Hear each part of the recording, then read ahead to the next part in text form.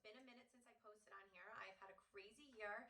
I had my second baby. I quit my job. My husband got a new job. So things have been a little hectic around here. Before I start, I just really want to thank you guys for sticking around anyway. Even though I haven't put anything up lately, you guys have supported me and like been commenting, asking questions, asking for more videos. So I just wanted to say that I really, really appreciate that. So let's jump right into it. Airbnb nightmares, my worst experience with guests as a host. Just a little background information on me. Most people that only know me as an adult don't know that I worked in a restaurant like since I was 14 years old. I have served, bartended, hosted, I've managed a restaurant. So I feel like my background in that kind of customer service in the hospitality industry helps me so much with being an Airbnb host and dealing with people that are angry, disgruntled, if an incident happens. And, you know, unfortunately, not everybody that becomes a host has that kind of experience. So I definitely hope that this video helps you guys. This first one isn't even really a bad one. It's just an example of how to deal, you know, with an unhappy guest who has to leave.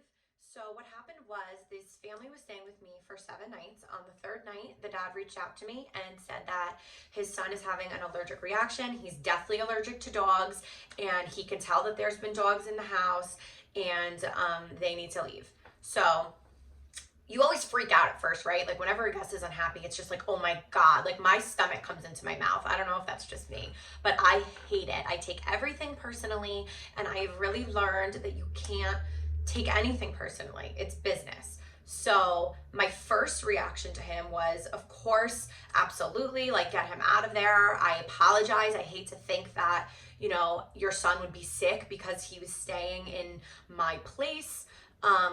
So by all means leave, and I apologize, and I will refund you for all the nights that you didn't get to, you know, stay at the house. So that was their remaining 4 nights.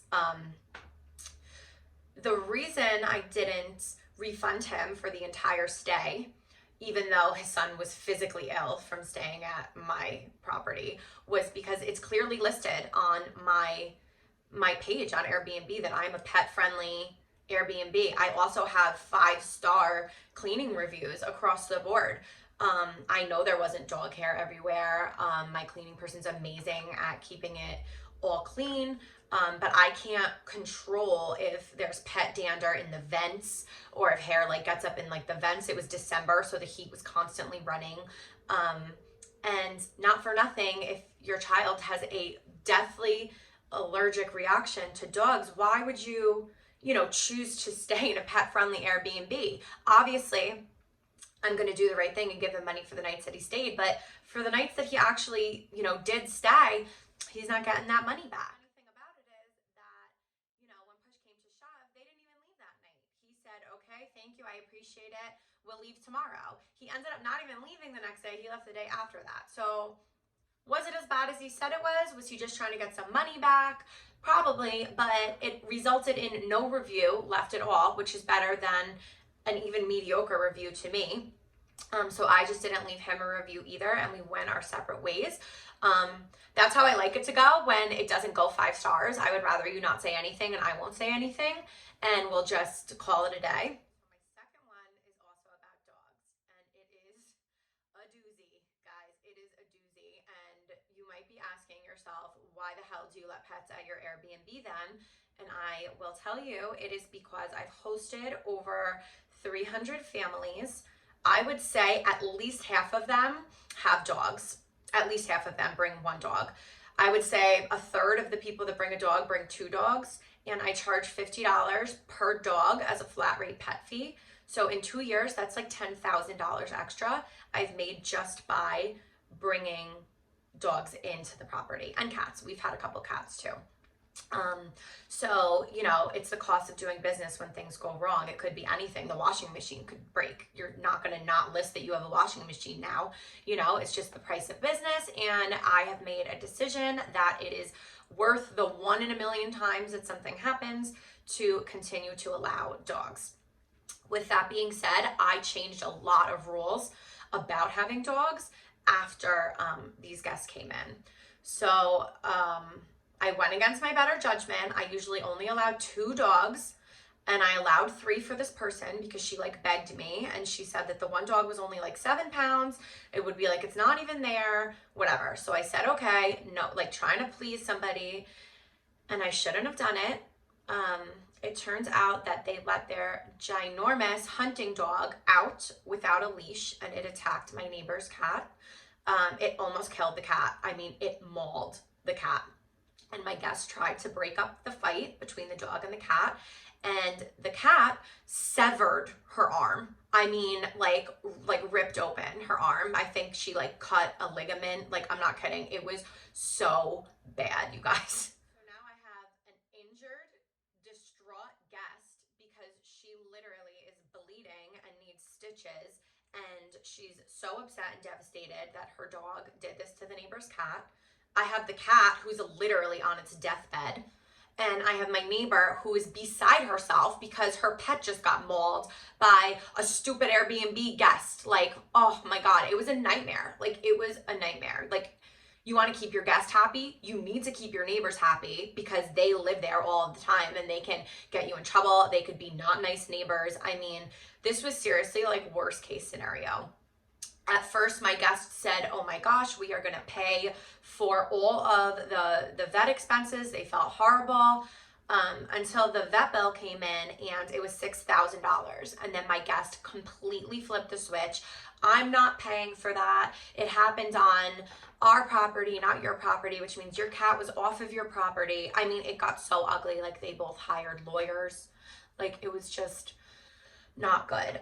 I immediately contacted Airbnb. I told them of the situation. I tried to get my guests' medical bills paid because, hello, she split her arm open. I tried to get the cat's medical bills paid. Unfortunately, Airbnb like just wasn't held responsible for that, which I understand. So they didn't do anything. I then contacted my like homeowner's insurance, who I also like have a short-term rental plan with. You guys should definitely have insurance. It's very important.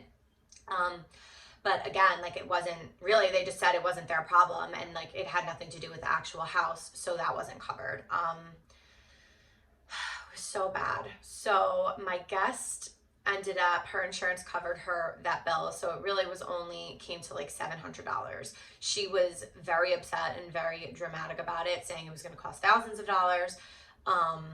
She ended up not giving a dime to my neighbor, even though her dog was off a leash and like ran off the property and attacked the cat. My neighbor like doesn't have the money, unfortunately. You know, who has that kind of money? Not for nothing, $6,000 for a cat's vet bill. But you do what you have to do to save your pet. I mean, I'm an animal person. Like, this one broke my heart. Like, this was like horrible. You know, I tried to do what I could. I gave my neighbor like a good chunk of money towards it. I refunded my guest's entire stay because she was injured also.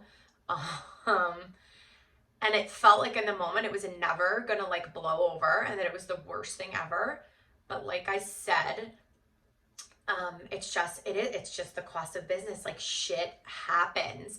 Like, I didn't know I had to flat out say, please keep your dog on a leash when outside. Like, I would think no shit, you would keep your dog on a leash when you're outside. But these are the things you have to really like list, you know, because I feel like if I had that on my house rules, then maybe this would have went down differently because, you know, I said don't keep your dog off a leash and you did it anyway. Like, I never addressed that with her. So, you know, I really didn't have that much ground to stand on either. I have definitely learned from that.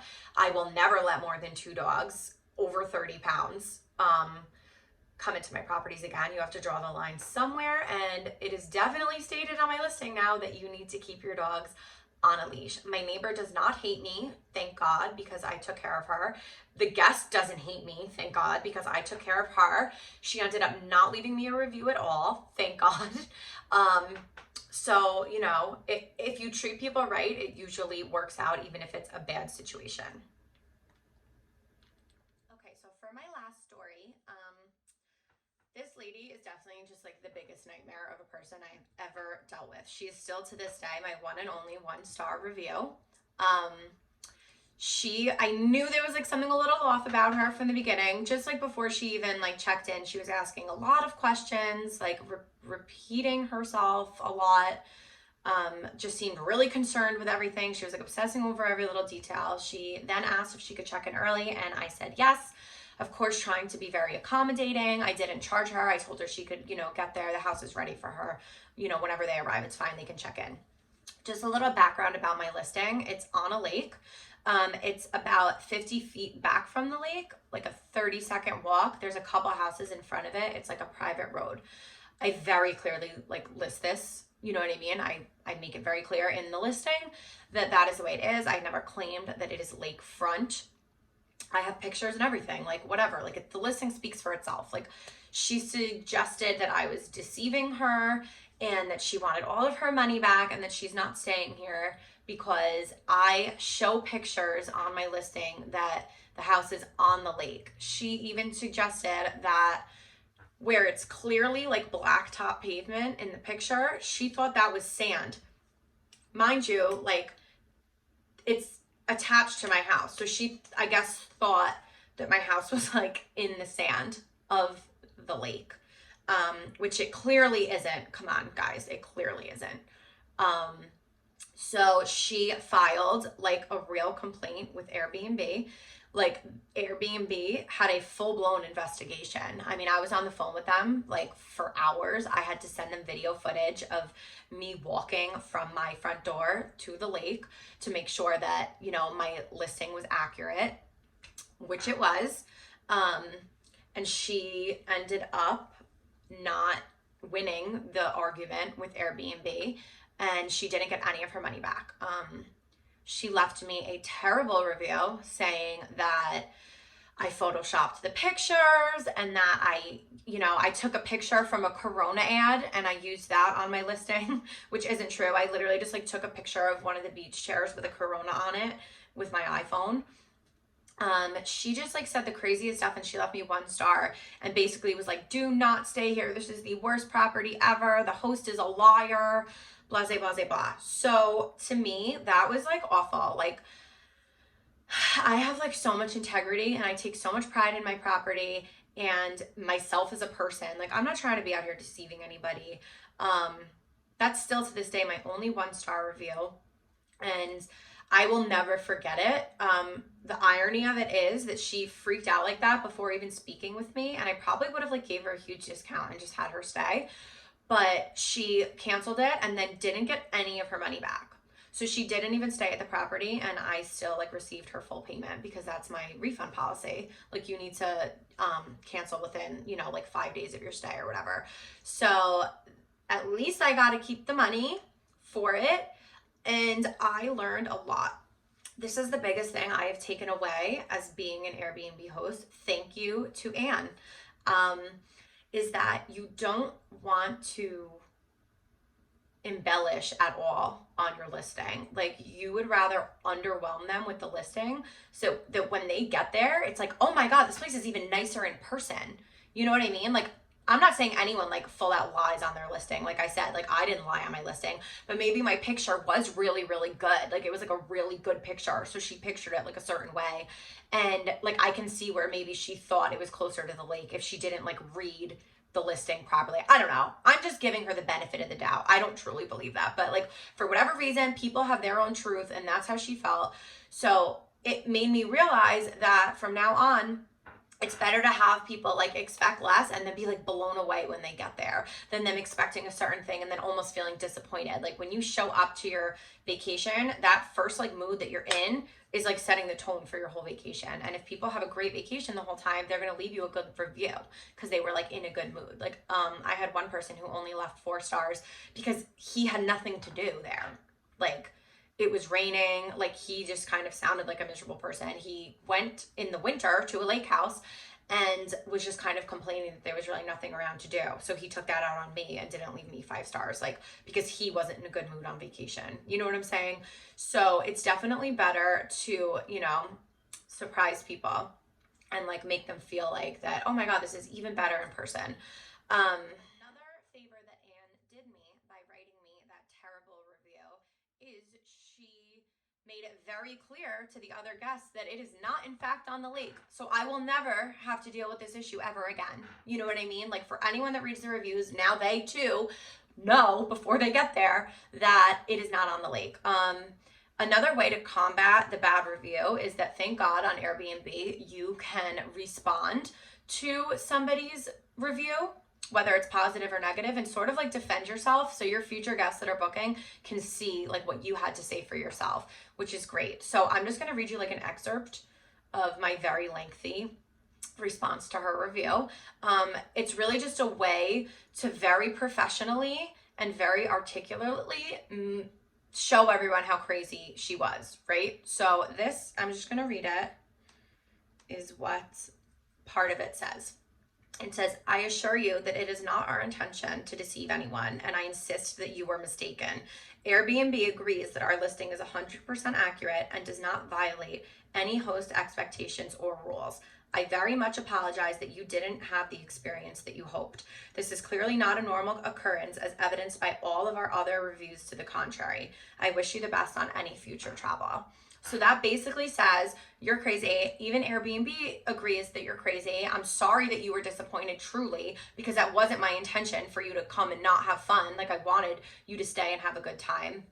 And I always love to say that, like, every once in a blue moon, where like someone isn't happy with something that everyone else is happy with and notes on the reviews, I always like to say, you know, oh, I'm surprised to hear that, because that's contrary to all of the other 175 5-star reviews that I have. So I'm so sorry that, you know, you didn't have that experience. Yeah, those are really like the worst things I've ever had to deal with. I know that they're not these like crazy, someone threw a party with 200 people and destroyed my house. Like, first of all, Airbnb is so good. They always have your back. Like, any issue I've ever had, like, they have the hosts back far more than they have the guests back. Obviously, like, there wouldn't be an Airbnb if hosts weren't willing to like give up their properties, you know what I mean, and let people stay there. So you can't really have parties and stuff anymore. Airbnb flags that stuff before it could even happen. Like, no one's ever really like destroyed anything. One time somebody put the grill up against my house when he was grilling and he melted the siding. But that's why you have insurance. You know what I mean? Like, insurance came, like, took care of it. I had it fixed. He sent me the money for it, which was nice, because my insurance like didn't cover all of it or whatever. So people actually end up being like pretty nice. It's a handful of people that end up being a nightmare. And I am definitely grateful for, you know, like I said, the 99% of amazing guests that I've had. It's just, I think, all about verbiage and how you handle the situation. None of them left me a bad review out of those 4 stories, except for that one lady, Anne. And like I said, I'm going to choose to spin that and make it a positive thing. I think that because of the way I chose to handle the situations, that's why we ended up just going our separate ways and either not leaving each other a review, or we were nice to each other in the review, you know, and we were reasonable with each other, because obviously, except for that one, because it's just like the way you come across and the way you handle situations. Bad situations are gonna happen. You might be watching this and thinking like, oh my God, that's embarrassing, these stories. Like, I can't believe she would come on here and like tell you these things, like, especially the dog one. That's a bad one. That's really a bad one. But I just want you to know that these things happen. Like, I'm a 5-star super host. I've hosted over 300 families, like I said. And like, this shit still happens, like, and it's okay. And even if you get one bad review and that it truly doesn't reflect you as a host, then you're okay, and you are still gonna book and you will recover from it. You know, she stopped me from getting Superhost. That 1-star review, the first review for Superhost that I had the opportunity to be in from Airbnb, like, I didn't hit the high enough requirement because my reviews weren't high enough because of her. But guess what? I just did a great job, and I gave these guests a 5-star property. So the next round, 3 months later, I got Superhost. Like, it's, life goes on, you know, and Airbnb really does have your back in bad situations. And I just wanted you guys to know that it's okay. You know, you are still a good host. Bad stuff happens, and you will learn from it and be a better host because of it.